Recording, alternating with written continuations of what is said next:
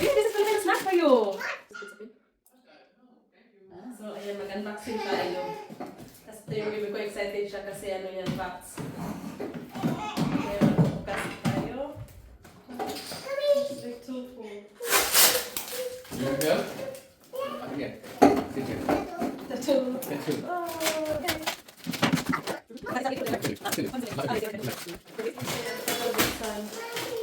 Here's... Give me the milk. Tadaan! Oh. Hey, this is Filipino snack for you. This is not a toy, okay? And this one, this is snacks too.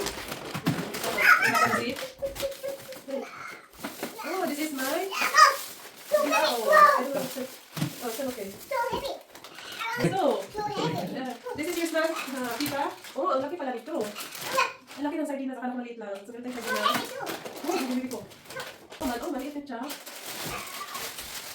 Ang dami yung pang snacks. Halos pang snacks sa place.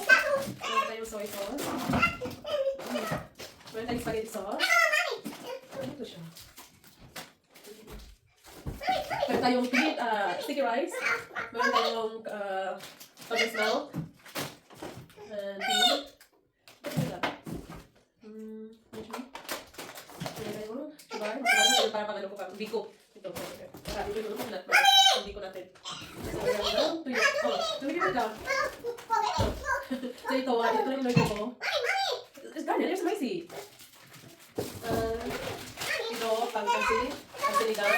And ligo. Sardinas. So, ito lang yung in-order ko. So, ito yung vinegar na tipalan.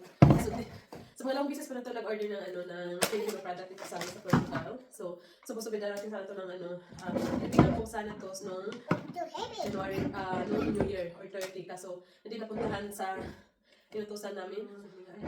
Patikim ito kay Carnal. Pilipino sa first time yung magano ng snack ng pang-Pilipino. So, yeah, it's a tea.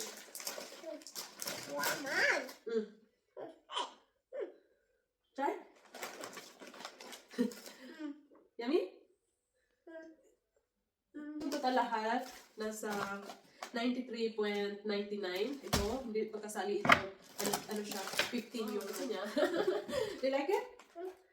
So, tikman natin yung sapin-sapin, puto cheese, and pochita. Oh, ano pa? Masarap pa yung amoy. Tikman natin. Pero ito, parang ano na, pwede kung okay pa siya. Hindi siya. Basta niya, I guess lahat siguro mga bata gusto to. So, first time to ni Carnal kumain ng Filipino snacks. So, binili ko to sa kanya ito. And ito. At saka ito. Oh, ito may palaman. Oh, akala ko ano siya, cracker lang. So, meron ano pala siya, condensada flavor. Patikman din natin ito sa kanya. Pita. Pita spread sa ito. How about this one? You want to try this one? Oh, ito sa kanya, pag meron na siyang gusto na kahit ang pagkain, ayaw niya na tumitim ng iba. Kaya sabi ko, tikman ito, sabi niya, no. So, ayun, ito yung binanatan niya. So, you like it? Do you want to give some baba? So, tikman natin yung sapin-sapin. So, pagkatapos ko lang mag-breakfast, so medyo busog pa ako at saka nagka-coffee ko lang. So, I guess ito yung sapin-sapin. Yummy.